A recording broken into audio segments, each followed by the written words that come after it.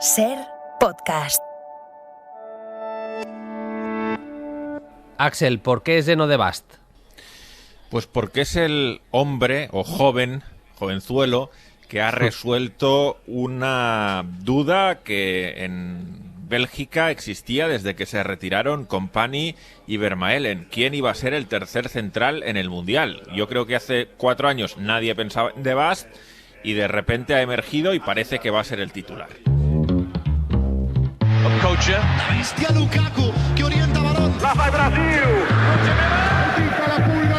Pegale. Esto es Los Cromos de Axel y Bruno.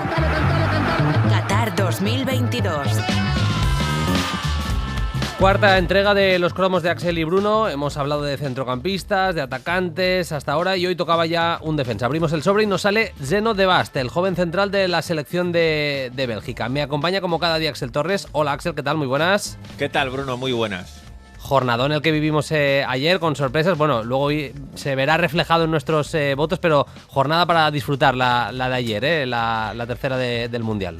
Sí, dificilísimos los votos de hoy, ¿eh? Realmente todavía estoy acabando de darle la última vuelta porque hay varios candidatos, hay que ponderar muchas cosas, porque claro, por ejemplo, Francia golea, pero golea contra Australia. Arabia Saudí gana a Argentina. Claro, no hay quizá actuaciones individuales que en términos de producción pura, goles, asistencias en Arabia Saudí estén a la altura de las de Francia, pero es que lo de Arabia Saudí ayer pasa directamente a la historia de los mundiales. Es algo épico, ¿no? Así que bueno, todavía acabando de perfilar los votos. Si pudiéramos le daríamos, me parece, tanto a Axel como yo 3 puntos a Herbert Renard, pero no se puede porque esto es para jugadores. Axel, de momento ningún cromo nos ha dejado del todo mal, ¿eh? De hecho ayer Skop Olsen no brilla, pero marcó, se lo anulan, pero llegó a marcar. Tuvimos la suerte, vamos a decirlo así, que marcó Gakpo, pero de momento todos titulares y de momento yo creo dejando cositas todos los jugadores de los que hemos hablado hasta el momento, ¿eh? Sí, teníamos alguna duda sobre la posición de Skop Olsen. Finalmente se confirmó que no jugaba de carrilero, sino que jugaba arriba, como segunda punta realmente, siendo el acompañante más cercano a Kasper Dolberg. Tuvo esa acción del gol anulado, bien anulado. La verdad es que en un día de goles milimétricos el suyo es muy claro, el fuera de juego, sí. Ahí no hay discusión. Y bueno, pues tuvo minutos de buen nivel en una Dinamarca en general algo por debajo de la expectativa, yo creo, en el partido contra Túnez. Coincido, algo decepcionante Dinamarca en su estreno en este Mundial de Qatar 2022. Hoy os vamos a contar quién es y cómo juega Zeno de Bast. Iremos con la previa de la jornada de hoy y cerraremos con nuestro ranking como os hemos avanzado hace unos minutos. Nuestros puntos para los 3 mejores jugadores de cada una de las jornadas. Pero antes, Axel, nuestro cromo, que es Zeno de Bast, central del Anderlecht, 19 años, debutó en el primer equipo hace casi 2 años y ha ido progresando hasta jugar a muy buen nivel en Europa y llegar aquí a la selección y al Mundial. Sí, una sorpresa porque, como te digo, tiene 19 años, lleva en primera división pues una temporada y pocos meses, realmente no alcanza todavía un número alto de partidos en la máxima categoría y va a ser titular, parece, en el Mundial, ¿no? Es evidente que también surge de una necesidad, de una posición débil en Bélgica, donde ha probado a mucha gente en la posición de central derecho, incluso probó con Den Donker, que no es específicamente un central y que lo ubicó en esa zona en algunos partidos de Nations League, y al final en los 2 últimos pues se decidió Roberto Martínez ya por Zeno de Bast. Y es verdad que en esos 2 partidos, contra Gales y contra Países Bajos, pues pierde duelos que cuestan goles, ¿eh? O sea, en los 2 primeros partidos oficiales que juega Zeno de Bast le ganan por arriba un par de acciones que acaban con goles rivales. Sin embargo, en el cuerpo técnico de Bélgica valoran muchísimo su personalidad, su elegancia, la salida de balón que tiene, que es muy importante en ese equipo. De hecho, todos los centrales que suelen jugar comparten ese buen hacer con el balón. Y De Bast pues también lo tiene, ¿no? Y de ahí que vaya a ser en principio el central derecho. Y yo imagino que con alguna duda en el país, eso es evidente, porque la inexperiencia está ahí, pero desde luego que sea el elegido ya habla muy bien de su madurez y de hasta qué punto ha llamado la atención cuando ha debutado en el fútbol de élite. Axel, me estaba guardando la pregunta para después, pero ya que has hecho referencia, aprovechando, vamos a decir, la conexión de Axel Torres con el staff de la selección de Bélgica, ¿tú crees que le ven a medio plazo como un buen recambio, un posible buen recambio al menos, de los Kompany, de esta generación de los Alderweireld, Vertonghen, Vermaelen y compañía? Sí, están convencidos de que es un central que va a tener muchísimo futuro. De hecho, ellos ven similitudes con John Stones, al que tuvieron en el Everton, para que nos hagamos una idea un poco del perfil de jugador que es. Les recuerda un poco a ese John Stones que debuta en Premier League siendo muy joven. Y bueno, pues es que han probado a Artur Theat, han probado a Wout Faes, han probado, como digo, a Den Donker fuera de posición. Incluso en una fase más anterior, pues jugó Boyata en el medio y Alderweireld en la derecha, jugó Denayer en el medio y Alderweireld en la derecha. Lo de Alderweireld es algo llamativo, que también quiero comentar. Desde que le han puesto a Alderweireld un central derecho y él juega en el medio, está jugando mejor con la selección. Sí. Creo que es un movimiento que le ha beneficiado a Toby Alderweireld ahora que ha regresado a su país y está jugando en el Amberes. Pero sí, el futuro que le ven a Zeno de Bast es de central top.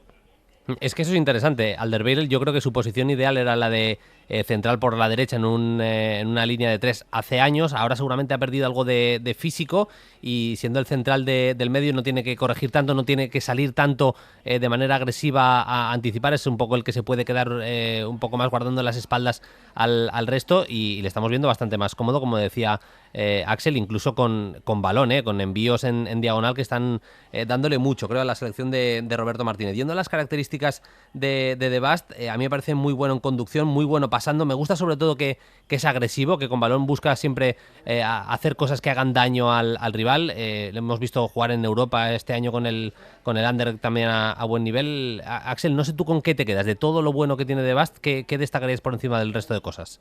Sí, el aplomo en la salida. Yo creo que al final en el modelo de juego que tiene Roberto Martínez es importantísimo que el central sea capaz de superar líneas, que sea el primer constructor, que no dude, que vea claros esos pases interiores y Zeno de Bast lo tiene, ¿no? Se puede equivocar, pero en la siguiente lo va a volver a intentar.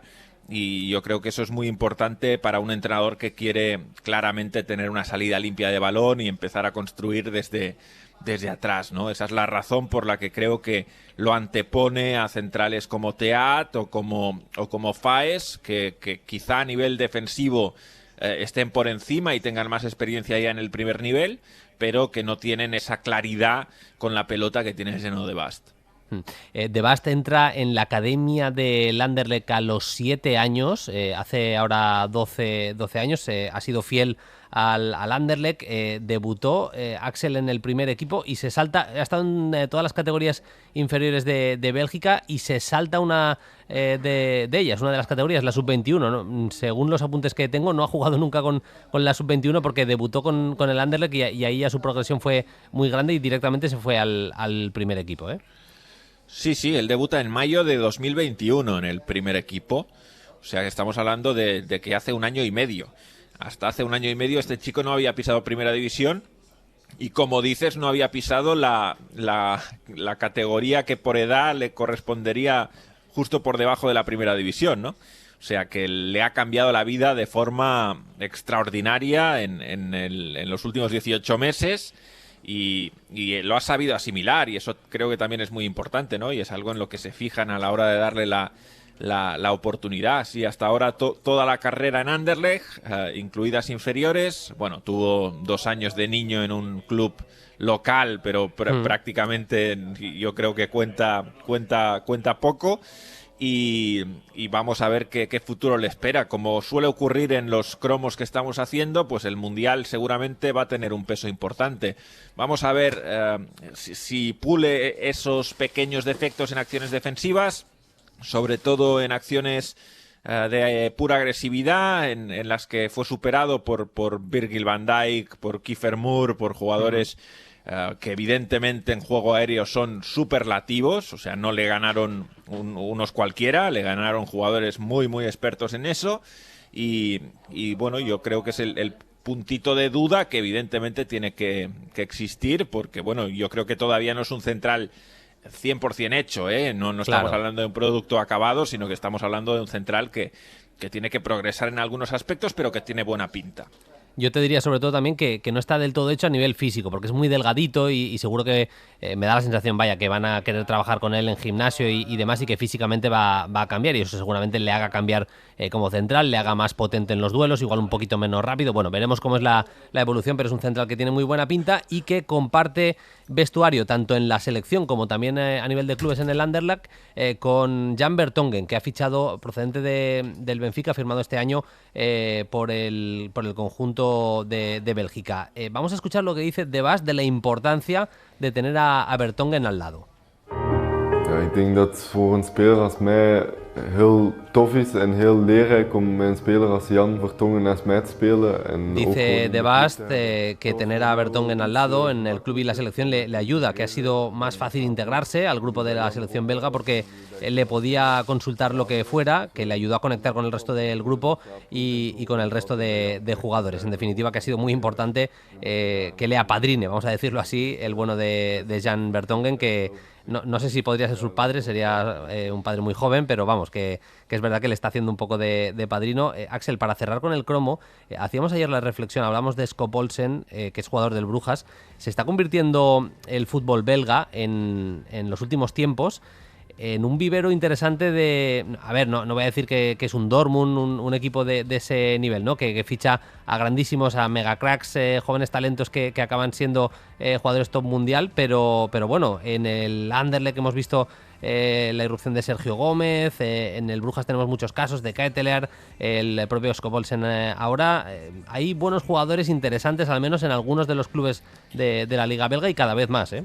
Sí, sobre todo el Brujas, quien lo haya visto en Champions League, pues habrá descubierto algún jugador ciertamente interesante. Por ejemplo, uno que no está en el Mundial, pero a mí me causó una grandísima impresión cuando lo vi en vivo en el Metropolitano, fue el central marfileño Sila. Me pareció un jugador muy, muy destacado, que seguramente sería un cromo si Costa de Marfil se hubiese metido en la Copa del Mundo y lo seleccionaran, pero que me dio la sensación de ser un central de mucho nivel, ¿no? Efectivamente, es una liga de un nivel medio alto, diríamos, que para hacer un primer salto a competiciones europeas, a jugar partidos de exigencia, pues yo creo que es muy adecuado para algunos futbolistas. Y es un campeonato a seguir, desde luego. No es casualidad que sea uno de los que más observan los ojeadores de los clubes. Este podcast, los cromos de Axel y Bruno, lo grabamos por las mañanas y bueno, por eso no hablamos del primer partido del Marruecos-Croacia. Axel lo graba desde su casa, yo lo grabo desde el IBC, no propiamente desde el estudio en el que hacemos Carrusel, lo grabo desde la sala que tenemos anexa, y bueno, las voces que se oyen y demás son mis compañeros que están preparando los programas, organizándolo todo, incluso a nivel técnico también aquí haciendo cositas. Incluso he tenido aquí a Marquínez abriendo una bolsa de patatas, las cosas que tengo que aguantar, es lo que hay. Bueno, Axel, vamos con la previa de la jornada de hoy. Ya lo hemos dicho, el Marruecos-Croacia nos lo dejamos porque es el primer partido de la jornada, aunque pinta que va a ser un encuentro, creo, interesante. Vamos a empezar precisamente por el de Bélgica, para no perder el hilo. Bélgica-Canadá, el debut de esta generación canadiense, segundo mundial para Canadá, que es una de las pocas selecciones que, habiendo jugado, no ha sido capaz de marcar todavía un gol en un mundial. Sí, a ver, partido no trampa, pero yo creo que más difícil de lo que parece para Bélgica. Al final estamos valorando mucho a Estados Unidos, estamos valorando mucho a México. Canadá encabezó la clasificación de CONCACAF durante prácticamente toda la fase, o sea que fue el mejor equipo de la zona CONCACAF. Quizá tenga menos nombres, más allá de Alphonso Davies, pero está muy bien trabajada por parte de Herman, que es un técnico con una historia muy interesante. O sea, al final es un técnico que destaca en fútbol femenino, consiguiendo 2 medallas en Juegos Olímpicos para Canadá, selección femenina, y eso le abre la puerta para dirigir a la masculina. Y tácticamente la verdad es que es un técnico que trabaja muy muy bien. Obviamente Bélgica lo tiene que ganar, si no gana realmente se le complica muchísimo el grupo, porque Marruecos y Croacia van a ser partidos mucho más difíciles. Ya hemos dicho que Bélgica llega con algunas dudas. Lukaku lesionado, Hazard en el peor momento de su carrera, centrales muy veteranos, De Bast bastante inexperto. Bueno, vamos a ver cómo se le da este estreno. Veremos qué es lo que pasa. A mí hay futbolistas en Canadá que me molan también bastante. Eustaquio, que es el dueño además del balón parado, creo que le da mucho, que es uno de los jugadores clave en esta selección canadiense. Los Buchanan, a ver, Alfonso Davies y demás. Bueno, me parece que es un partido muy interesante el de las 8 de la tarde, aunque estoy con Axel, veo a Bélgica favorita. En el grupo de España, cerraremos luego con el España-Costa Rica, pero Alemania y Japón. Alemania es un equipo que sube mucho, que mete a los laterales siempre muy arriba, y Japón también es una selección que quiere tener la pelota, pero sobre todo un equipo también que a nivel de verticalizar los ataques es capaz de hacer bastante daño. Bueno, hoy vamos a ver de qué es capaz Japón, porque tiene buen equipo, tiene buenos nombres, seguramente más japoneses que nunca, Axel, en ligas importantes de Europa. Sí, es verdad eso, aunque tengo la sensación que quizá, salvo Kubo, del que se ha hablado muchísimo en España, digamos que de perfiles no tan... No, a veces, hace años, cuando no tenían a tantos, daba la sensación de que la mercadotecnia japonesa había construido ídolos de una dimensión mayor, ¿no? Ahora tienen a muchos y quizá no han concentrado tanto el publicitar sus logros como hicieron con Nakata, por ejemplo, me acuerdo hace algunos años, que fue el primer pop star futbolístico japonés, ¿no? Bueno, partido en el que Japón le puede hacer daño a Alemania. Al final, de 3/4 de campo hacia arriba, creo que es un equipo bastante atractivo, con jugadores como has dicho, de buen nivel, Junya Ito, bueno, Kamada, por supuesto. Vamos a ver si juega Mitoma, que a mí me gusta bastante. Pero al final Alemania es favorita. Vamos a ver si juega con 4 atrás finalmente, que yo creo que es el sistema que más le gusta, aunque en algún momento ha probado con 3 centrales en la última Nations League. Y bueno, veremos esa posición de Hoffman, que normalmente es la que le permite pasar de un sistema a otro durante el mismo partido. Y quién es el 9, ¿no? Esas son un poco las dudas. La verdad es que hay bastante incertidumbre sobre el 11 de Alemania, pero yo creo que Flick va a pretender que se parezca mucho a lo que fue su Bayern Múnich, ¿no? Tanto a nivel estructural como a nivel de meter ahí a tantos jugadores como pueda, de aquel Bayern que ganó la Champions de manera imponente. Y un apuntito, ya hemos hablado muchísimo en los diferentes programas en la cadena SER de ese Costa Rica-España. No vamos a hacer ahora una previa de ese partido, pero es lo último que va a hacer a nivel futbolístico la comadreja. Brian Ruiz se va a retirar cuando acabe la participación de Costa Rica en este Mundial, y aunque sirva este minutito, 30 segundos, lo que le quieras dedicar, Axel, un jugador muy fino, con una pierna izquierda espectacular y que está acabando sus días en la Liga Deportiva Alajuelense, en este caso en Costa Rica, pero ahora jugando un Mundial con su selección. Es bonita la historia, ¿no? De que se haya retirado en casa, en un equipo de su país, y que vaya a jugar un último campeonato del mundo. Ha sido un jugador muy diferencial, y si lo pudieran disfrutar en plenitud, yo creo que marcaría las diferencias en esta selección de Costa Rica, ¿no? Lo que pasa que el físico yo creo que ya no le da, y menos para un equipo que requiere tanto esfuerzo defensivo como esta selección costarricense. Pero ha sido un jugador muy distinguido en la liga neerlandesa, protagonista de grandes gestas, y por lo tanto yo creo que lo vamos a recordar siempre como un jugador, como uno de los jugadores más importantes de la historia de Costa Rica, sin ninguna duda. Por cierto, nos están llegando comentarios a través de Twitter, a través de también comentarios de iVoox. Estoy leyendo cositas que ponéis del programa. Si nos queréis ayudar, nosotros encantados. Si queréis hacernos propuestas de cromos, las leemos. Estaremos pendientes, Axel y yo, y os agradecemos los comentarios positivos sobre el programa que estáis teniendo en los últimos días especialmente. Axel, vamos a cerrar con el ranking, que se nos va sino de tiempo la historia. Ya sé que te ha costado mucho, pero hay que dar 1, 2 y 3 puntos. Tu puntito de esta semana es ¿para quién?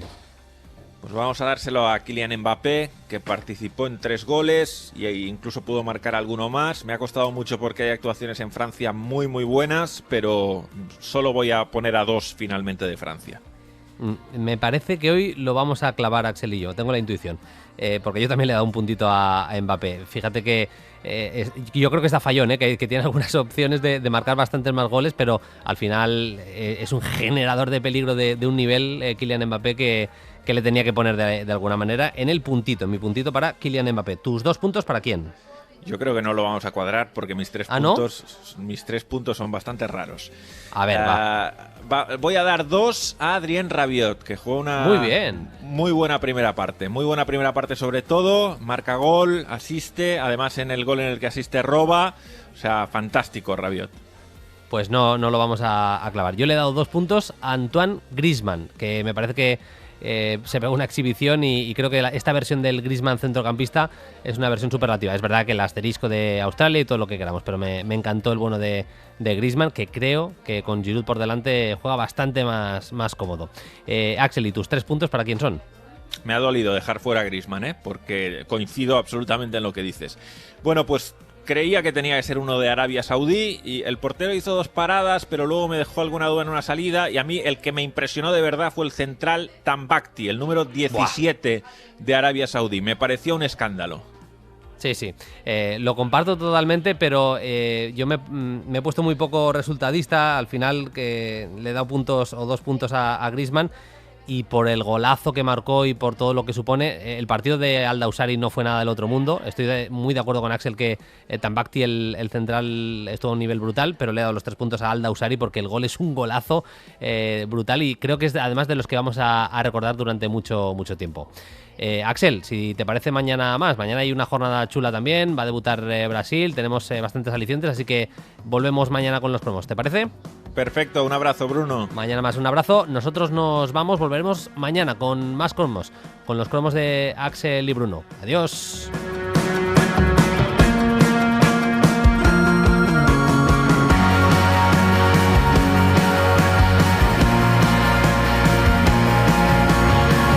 Los cromos de Axel y Bruno Qatar 2022 es un podcast diario de SER Podcast y la redacción de deportes de la cadena SER, dirigido por Bruno Alemany y Axel Torres y realizado por Carlos Nicolás y Miguel Hijosa.